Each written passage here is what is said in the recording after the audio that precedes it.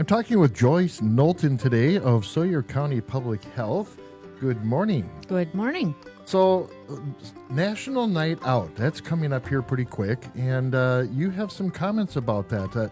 And it's interesting that usually it's law enforcement that is talking about National Night Out, but what does the public health area have to say?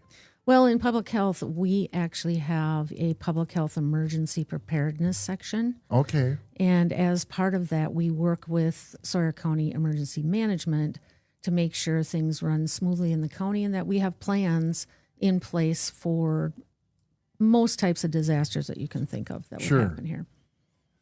So National Night Out this year is on Tuesday, August 5th. It's from 5 to 7 p.m., and it's at the Hayward Intermediate School.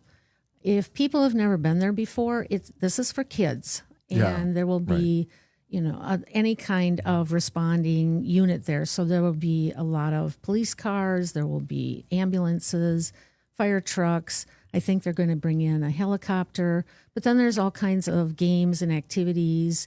They can meet the canines. There's a lot of giveaways for the kids, along with free food and drinks for them as well. Oh, yes. Well, that's important. It is, especially from 5 to 7. Yeah. So this year, Sawyer County Public Health and Emergency Management are working together. We are going to have a booth that is about emergency preparedness for kids. And part of it is going to focus on tornado preparedness, but the other part just focuses on general preparedness.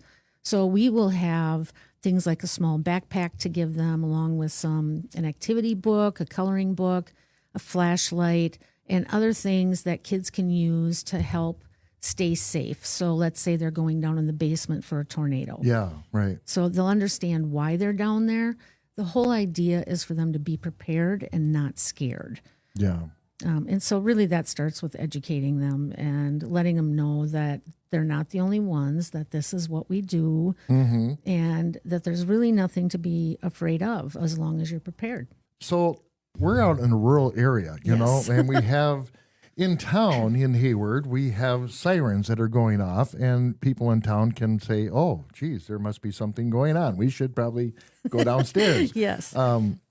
But out in the rural areas, we have a hard time getting those notifications. I live out on B near Round Lake. Yep. There's no sirens out there. Right. How do people get to know that there's a tornado warning for our county or in the neighboring counties? So in Sawyer County, we have a program called NIXLE.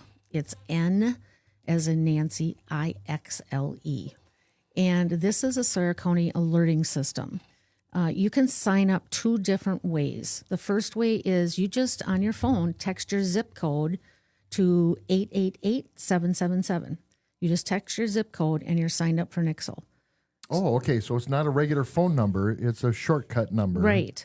And so it then records your phone number and anytime, and it records your area. That's why you're doing the zip code. Oh, okay. And anytime there is something in your area or close by, let's say a tornado warning, you will receive a text alert. Okay. What's nice about that is it's not an email, it's not a phone call, where those of us who are out in the sticks don't often have great internet. Yeah.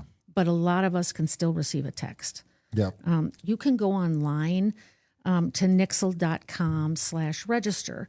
And in there, you can enter a little bit more information, and you can just sign up to receive those texts. But for me, I'm in preparedness, so I always have a backup plan. Yeah. So I also have a NOAA weather radio. Okay.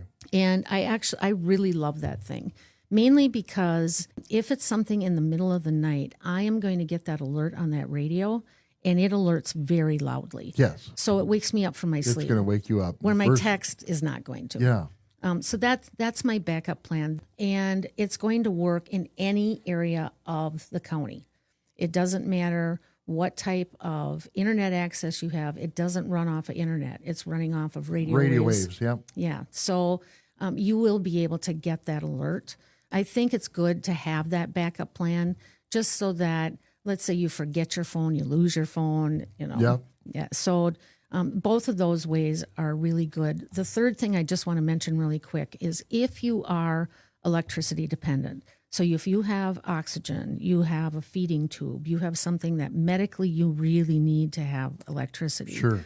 Make sure that you have information filled out with your power company, whoever they are.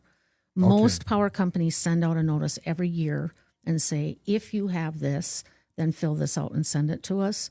Don't ignore that. And if you haven't done that, call them and ask them for the paperwork. Oh, okay. So the reason for that is if you are electricity dependent and the whole area goes down for electricity, they're going to focus on those medically necessary a lot quicker than they are other areas. Okay. They'll try to get you back up and running as fast as possible. Sure. So I think that's really important for people that have medical needs. Yeah. Most of those systems in the home, they do have a battery backup, but they don't run forever.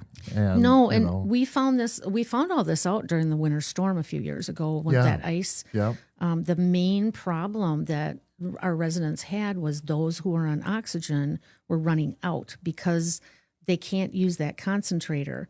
So when they're going through oxygen tanks really fast. Oh, yeah. So we had to, we were literally delivering oxygen on snowmobiles and fire trucks and everything else, trying to get people enough oxygen to last until their power came back on. So. Well, thank you again for coming and reminding us about National Night Out. I encourage every resident, they're going to have events in different communities. Check with your local law enforcement for your other areas and check their calendars and attend a National Night Out.